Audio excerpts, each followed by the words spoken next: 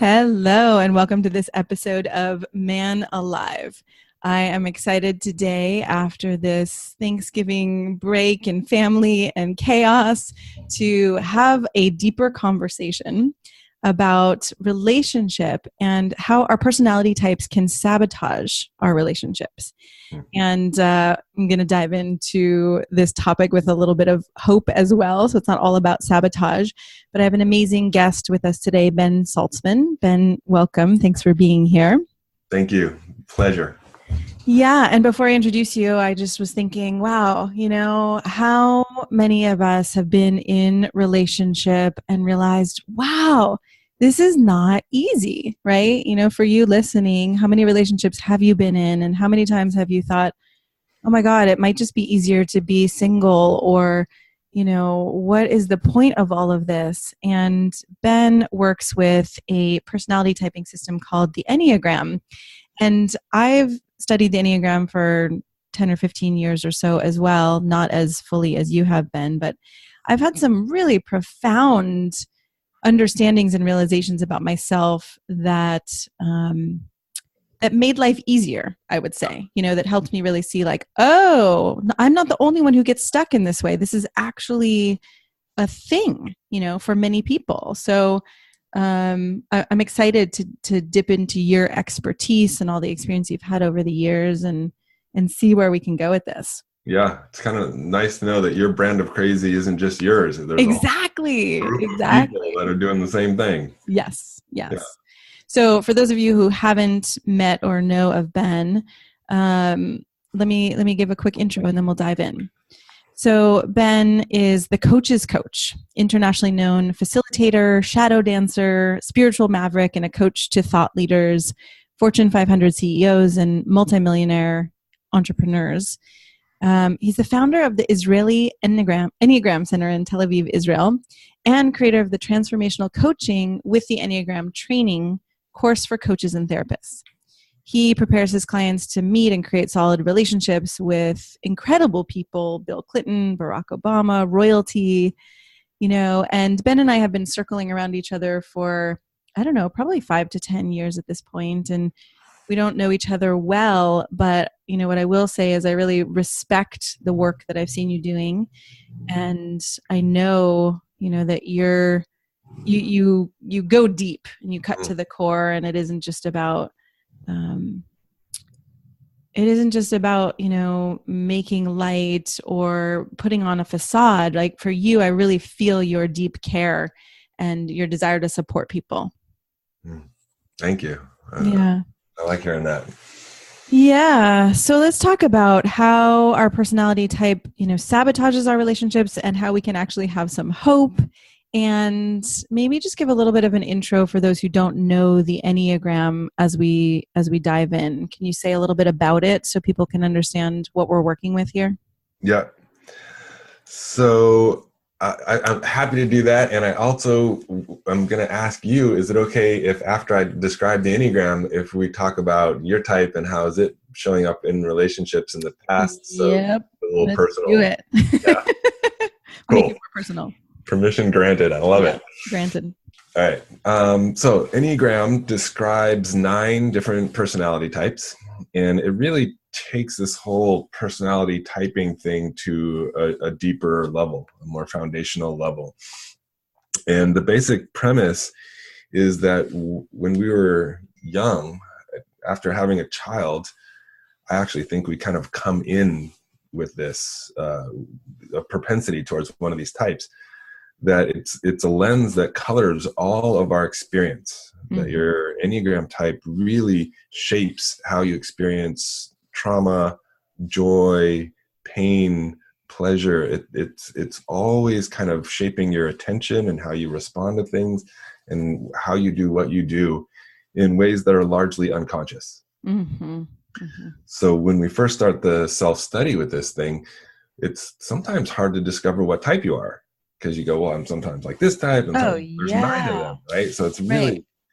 When I first tried to type myself, 15 years ago or so in grad school, I came out very highly a 4 on the Enneagram, very highly a 7, which for those of you who don't know, I mean, they're kind of the opposite in a way. Like 4s are much more internal and deep and dramatic, and 7s are much more out in the world and social. And, and so, right. I've had some interesting experiences with the Enneagram where I feel like, as with any personality typing system, we're still human and we embody all of these different ways and parts, but I do often walk around in the world and see, oh, that person is exhibiting some very strong qualities of this lens or this type of personality.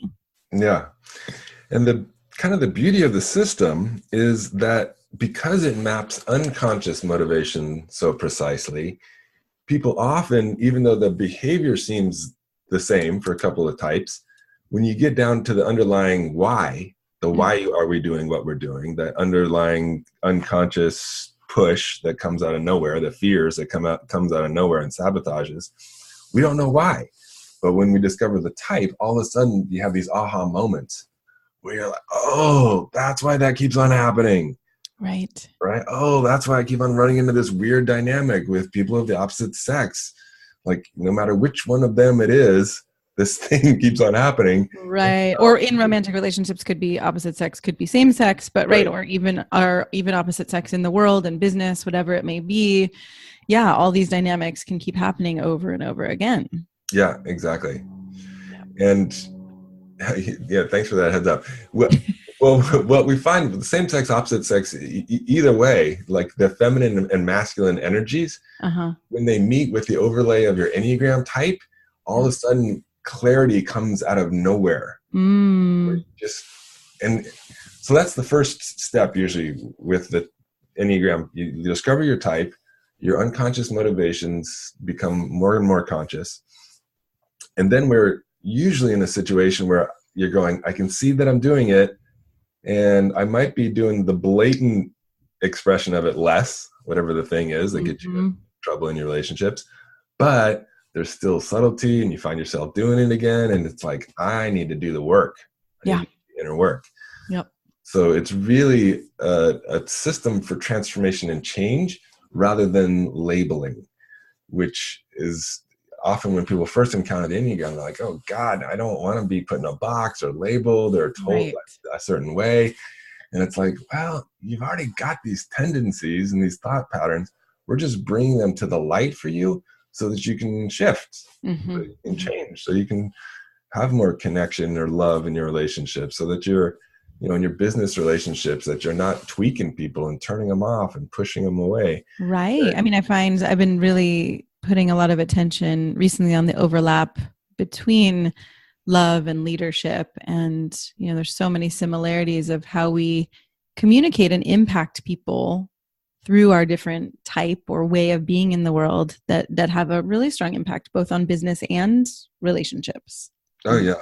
I mean, in the business world, we find as people do their work around their type, that marketing and selling themselves or their goods or services becomes much easier. They just become more attractive, and people are like, I don't even know why I want to work with you, but you got something. Right. I mean, and this is one of the principles I often talk about around authenticity, right? When what's on the outside matches what's on the inside, then there's more trust and people feel more drawn to you. And there's more of a sense of, I guess it is trust in a way. Like it doesn't feel like there's something phony happening here. So, okay, so we've got a little bit of a lay of the land of the Enneagram. And where do you want to go from here? I would say, so let's just jump into what's been going on for you. That's what I thought you were going to say. And what happened in your relationships? How did your type show up? And if we can also talk about a couple of those relationships and what their type is. Yeah. Sometimes we can explore when these two types come together, what's the mix and what usually happens.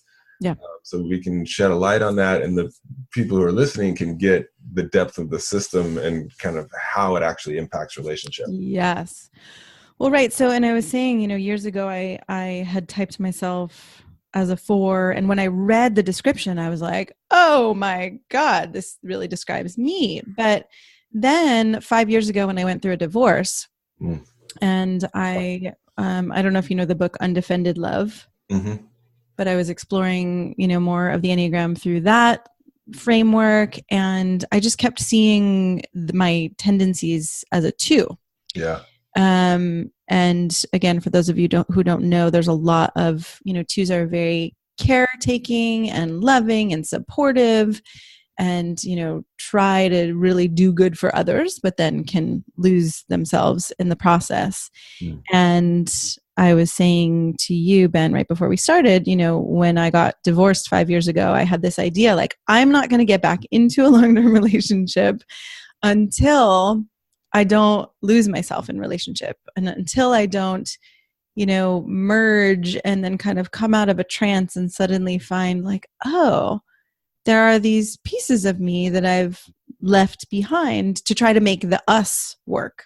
Mm. And, recently ending a relationship of a couple years, I found I was much more conscious of the process as it was happening. I was losing myself or kind of getting caught up in this, even just one really concrete example is like, well, we don't have very much time together. And so when we do have time together, I should just make it work, even if that would have been a time that I would have needed more space to recuperate or recover or, do something different. I was like, well, but if I give up this time, then I'm giving up us. And so, in some ways I could see my conscious decision making, but in other ways I kind of got whacked over the head with it, a month ago or so in a therapy session, realizing, oh my God, I'm feeling a little bit crazy because I'm going against myself to try to logistically make something work that feels really challenging. Yeah. And just so people can get a better sense of what losing yourself means. Yeah. For some of the types that have a more self-centered orientation, we don't even understand what that word means. Like, what do you mean you lost yourself? How you're right there? What? So could you, kind of going back in time a bit before you did some of the work around the 2 stuff, can you talk, like, what would losing yourself look like if I was watching? Yeah, right. So some of what losing myself looks like is, when someone asks me what I want, sometimes it's hard for me to know. When I'm by myself, I have a lot of clarity, like, oh, you know what? I want to go on a walk right now, or I'd like to take a nap, or whatever it may be. But suddenly when I'm around another person, I have this fuzziness or this like unclarity of, well, what do I want right now? What would feel good? And some of it is that, there are many things that would feel good in that moment. But another part of it is I do get this kind of hazy sense of some part of me wants to make sure that what I want is going to be good for this other person who I'm with. Yeah. And so I can't quite as clearly just say like, I want to do X, because then I get worried about the impact. Yeah. On the other person and on the relationship, right? Exactly. Yeah. Yeah. And so for the 2s, we often find, I talked a little bit earlier about the Enneagram shapes how we pay attention to the world. It's almost as if it puts blinders on some things and makes other things bigger and more exaggerated. And so for the 2, the way that shows up is they have trouble seeing their own needs. That's the blind spot. Like you said, what I want right now, what would make me happy? I don't know. It's blind spot. But the other person's needs, especially if there's emotion attached to it, become exaggerated and big. Yep. And so the 2s are often finding themselves meeting the other people's needs and not meeting their own needs. And this goes on, and it can become so exhausting, almost as if I'm depleted because I've been helping you with your projects or helping you with your love life or helping you with whatever. I get lost in that. Right. And then there's a resentment that can build up. And in, one of my relationships, I remember hearing like, wait, but you haven't said any of this. You haven't said any of these things you're unhappy about. And all of a sudden they're coming out and now you're kind of exploding about it. And I'm like, well, but I'm trying to make those things that bother me, like it's not a big deal. But I think as a 2, when I don't actually express, oh, I got irritated by that, or that thing was bothering me because I'm afraid that someone's going to get mad at me or it's going to break up our relationship, then it does start to build in that way. Yeah. And just for those of you listening, the way Shannon's talking about it is about these smaller things, but the underlying piece is what matters, and it can show up in really large things for different type 2s. So it's not always I can slam the door, you didn't slam the door. I work with coaches who are 2s who they just give their time away. Mm-hmm. They're not charging enough for their services, and people they're undercharging, so they're not making enough money, or their time always, instead of doing 1 hour sessions, they go on for an hour and a half, and they don't charge enough for that.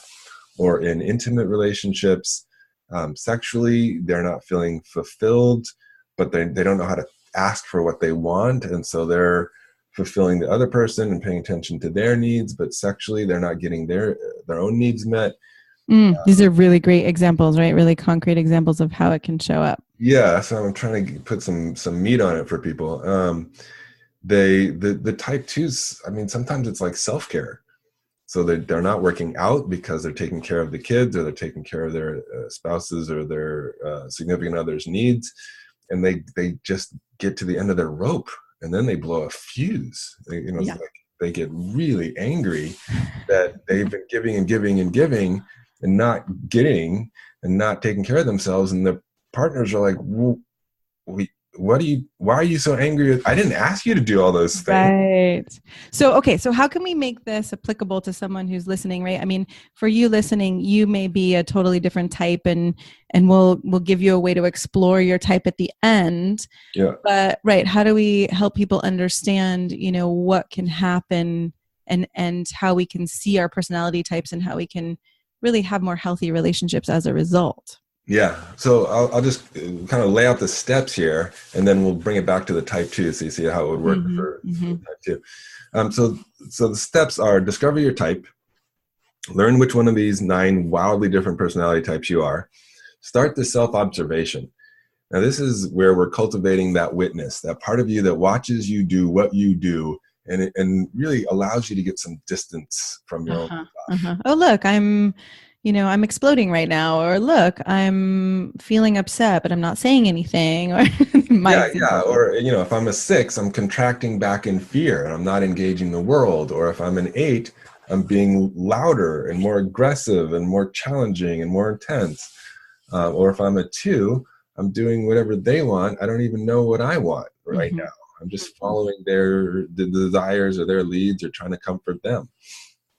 So you develop that witness. And you said you identify as a 7, yeah? Yeah. So I'm a 7. What's your way, or what's the kind of overall? For the 7s, it's often we're avoiding pain or limitation, and so we're just kind of bouncing along the top of life into joy, la la land.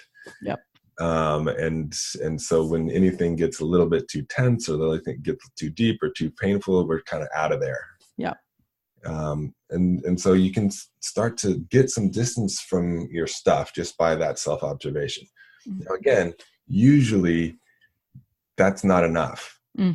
Just the observation and the kind of knowing and getting a better fix on what's running you isn't enough. You got to start doing the deeper level work. So then we start talking about shadow work, emotional and spiritual transformative work, transformational prayer. There's a lot of kind of new tools and technologies that we've kind of honed to really support people in transforming their type so they can create more loving, connected, trusting relationships. Can we go back to type 2 now for a second? Sure, yes, if you need to. So the type 2, the evolution, here's the good news. The evolution of the type 2, as type 2s evolve, they start to have more of a sense of their own self and their own desires. And that's huge. That's revolutionary for the type 2, that they have desires, that they can meet those desires, that they can ask other people, and it doesn't mean the end of the relationship. That's a big deal for the type 2s. 2s in their evolution learn to set boundaries and limits. And before transformation, those boundaries, setting a boundary or limit would mean a break in relationship. And that's like panic time for the type That's often what it's felt like to me. Like, oh God, if I say this is the end. Yeah. Yeah, so each of the types has the unrealistic fears, like fears that are total BS.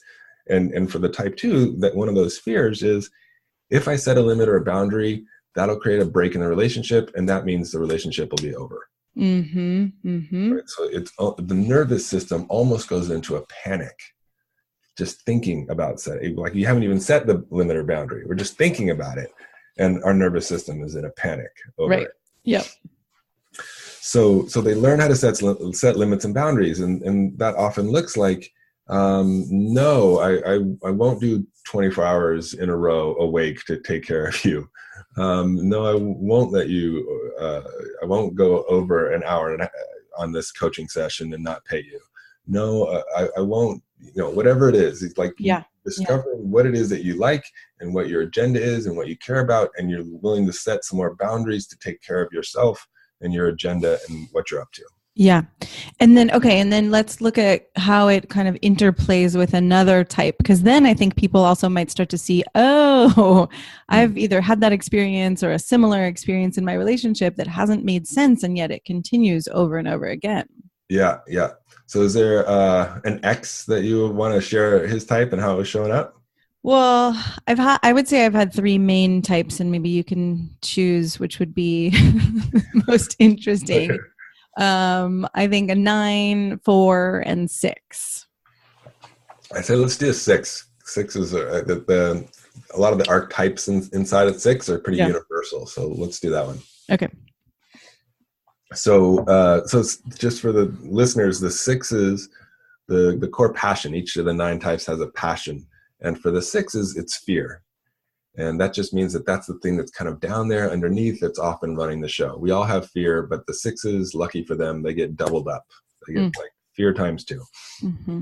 And it shows up as anxiety, doubt, questioning. Can I trust you? Can I trust me? Where can I trust? Do you really care about me?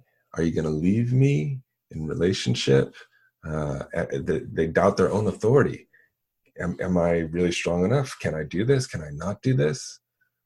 So often the type 6 are living in some level of anxiousness or doubt or questioning. And again, it's often underneath the surface. They're not aware of how much doubt there is until they start this process. Mm-hmm. Any of that sound familiar from your relationship? Yep. How did it show up? Well, right. And then I was going to say, like, I can also identify my own, and this is where sometimes it's been hard for me to say, I'm a type 2, even though very clearly, as you're illustrating, it sounds like, you can see my 2-ness. But I can see the places where I go into fear or anxiety or question my own authority as well. Mm-hmm. Right. So how did it show up? Well, there, as a 2, I was saying recently, I feel a little more like a puppy dog. Mm-hmm. And my partner, who was a 6, there was a little more of like a cat-like quality. And right, where I was always like, more, like I want more connection. And, he was a little more like, okay, I want it in certain moments, and other moments I don't. And it doesn't mean there's anything wrong, but to my kind of puppy dog heart, I think I could take that personally and feel like, wait, but you don't love me, or you don't want me? And he was more like, no, that's not actually what's going on. I just I'm over here doing this thing, or I need some space, or, something like that. Mm-hmm. And I'm trying to feel like, where's the fear? Did you know, was there any fear in there that was pushing that you're aware of? I think maybe there was a fear of, it's hard for me to talk for other people, but I think there was a fear of maybe too much intimacy, or kind of being overwhelmed by my puppy dog nature. I love and this kind of sense of belief and trust in people and things, and this desire to really explore all kinds of viewpoints of the world. That can be a big one for the type 6s. The fear, the getting too big, and often with my clients it shows up as getting too successful. Interesting. There's a fear around that, because if you get too big, then there's a target on your back. Uh-huh. If you get too well known, then there's going to be judgment and hate coming at you. Mm-hmm. Mm-hmm. And so there's this kind of self-sabotage underneath that if it's not revealed and dealt with, it really puts a cap on how much success you can have. How Mm-hmm. much success out in the world, like how well can you be known? And also how much success can you have in your intimate relationships? Interesting. There's also a fear like if we get too close, oh, then they're going to find out something about me, or then there's the love will actually go away. Mm-hmm. So Mm-hmm. there's like a fear of full reveal in intimacy, Mm-hmm. and a fear of going too big, making too much money, having too much of an impact out in the world, because both of those could lead to bad stuff. Mm-hmm. Mm-hmm. Yeah, and it's interesting to see. I mean, all of my partners who I've been with and myself are very psychologically oriented. And so we've all done a lot of work. And yet to see where that can still, it can still creep in. Yeah. And I think if I just bring it back to myself too, I think there is a way where toward the end, and this happened in my marriage, it happened in a couple relationships where, and actually when I did the undefended love workshop, it was like, my general disposition is the willing, evolved peacemaker.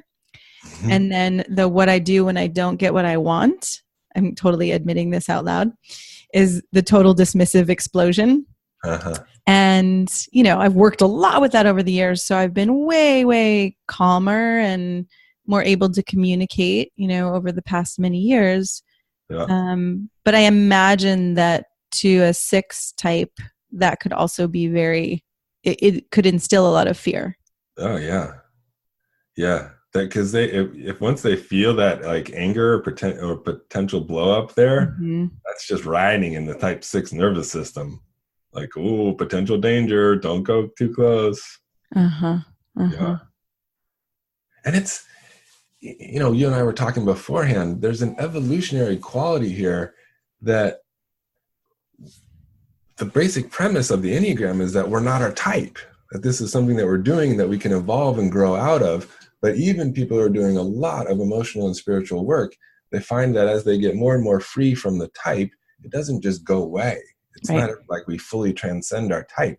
Right. It becomes more subtle, shows up less often. We get more and more freedom to kind of meet life as it shows up in a way that feels more organic and authentic.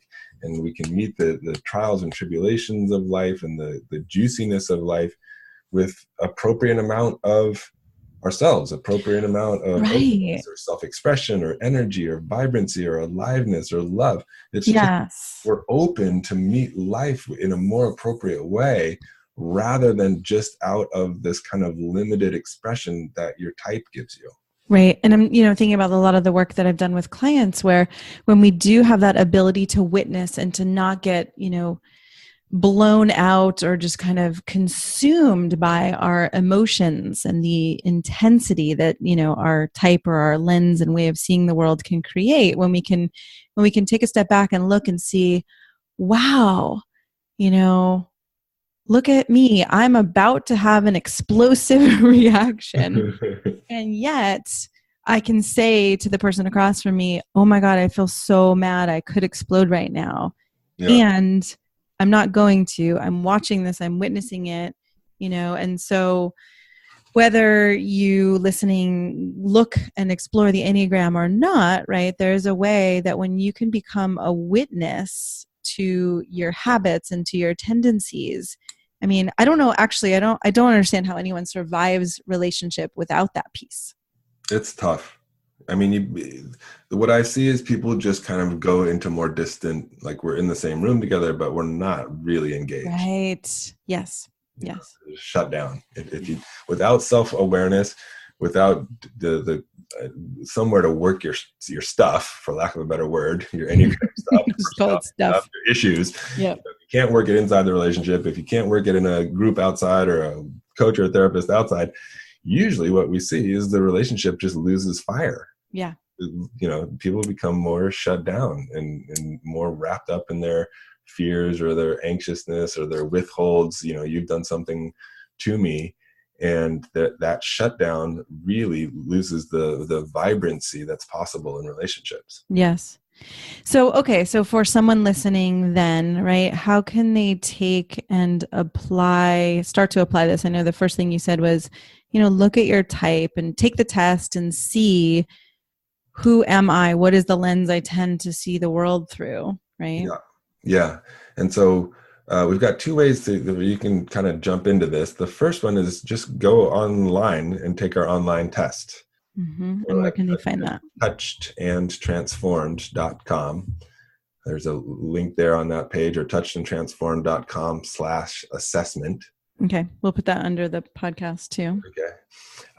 So that's your kind of, starting the journey. You take an online test, you get your results. We kind of talk you through some of what that can mean for you. So that's kind of the beginning steps of discovering and doing the work. Mm-hmm. And then if there's people who really want to jump in, we've got a year-long program where we really do the deep dive into your transformation. You're part of a group. You go through it as a cohort. So you're really learning how to lean on each other. And that program also includes a lot of the relational skills Awesome. that you're familiar with. Yeah. So you really learn how to reveal yourself in a way that people can get you and understand you. You learn how to inquire into other people's experience in a way that they go, oh, wow, I trust you. You're with me. We're more connected, that kind of thing. Yeah. And I would imagine too, that one place you can start is, look at your life and look at your relationships and really start to consider, what are the common threads or what are the common relationship dynamics that have happened? And I'll say for myself, in my last relationship, some of the dynamics didn't really show up until a year and a half or two in, or where there is more pressure on a relationship. And it's so interesting, we can start out a relationship and really be our best. And then we can start to fall into habits and patterns when we feel disappointed or we're not getting what we want. Mm-hmm. So as you start to really look at, what's happened a year or two in relationship, or if you've been in a long-term relationship for 20 years, 10 years, 5 years, whatever it is, what are the common fights that you have? Right? Then you can actually start to look at, what are the dynamics and what are the roles that each of us are playing? And, whether you look at the Enneagram test or you take Ben's year-long program or, talk to me about coaching or anything else, any of these other options, there are therapists and groups and ways to do this. I recommend doing something, right? Yeah. And please do it with somebody who does know the Enneagram well. Mm-hmm. Like you were saying, you've done Enneagram for a long time here. Yeah. I'm this has been a 20-year study for me of how do we transform type and how do we get to the inner workings. There are some people out there that they read a couple books, they did a one weekend thing, and they're calling themselves Enneagram experts. Don't go to. And I wouldn't call myself an Enneagram expert. So if you want to do more diving into the Enneagram, talk to Ben. If you want to do more relationship dynamics and things that are happening, I love doing that work. But Enneagram stuff is really definitely your domain. I feel like I've toyed with it and it's been really helpful for me. But I still have a hard time sometimes applying it. But I'm also curious, right? Like, what's one thing that you would want to leave a man with, whether it's Enneagram related or Enneagram inspired, to create a more healthy and fulfilling relationship? I think the biggest thing for me is just this realization that's we are not stuck. No matter how many times you've gotten angry, or no matter how many times you've gotten fearful, or no matter how many times you felt like they shut you down, that you can do something about that. That you are at choice, that you can do your inner emotional and spiritual work, and that whole dynamic can melt away. And it's just beautiful. When that happens, hearts open, trust is built, shift happens in your life, that every relationship that you are in gets touched and transformed if you do your inner work. Yeah. So you're not at the mercy of the events in your life. You're not at the mercy of your own conditioning. You get Right. to, In my own spiritual work recently, I've been really looking at and kind of being guided in that sense of, it's 100%, 100%, right? If we're in a relationship with someone, it's not 50-50. mm, And when we actually each start to look at, God, how am I responsible for this dynamic, and have the humility and the courage to not say that the other person's completely off the hook or has um, no impact, but that really the only transformation that can happen is within ourselves. And so how are we, even if we're reacting to someone else, we're the one reacting. totally. And so I just want to encourage that as well. Like, what is it like to really just say, you know what, how am I creating all of these dynamics, not so that I'm the only one who's on the hook, and ideally we're with another person who's willing to do that work as well. But right, that's where we get to grow and change and create something really beautiful when we bring our vulnerability and we say, I see what part I have in this dynamic. I see what I'm creating. Yeah, and that's where your leverage is in working with you. I mean, there's so many times we want them to change their behavior, Right. and if they didn't treat me that way, or if they didn't argue about this, blah, blah, blah, you don't have very little leverage there. Yeah. But your side of the street, if you can clean that up, you can create miracles. You can create Yeah. transformations. That's where you really can have the biggest impact. Yes.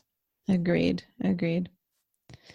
Awesome. Well, thank you so much for doing this today. And I appreciate your wisdom. I feel in some ways like, okay, we did just skim the surface and there's way more to cover here. But I like this as an introduction and a bridge in a way that, someone listening can say, oh, this is a new tool for me to use in my relationships.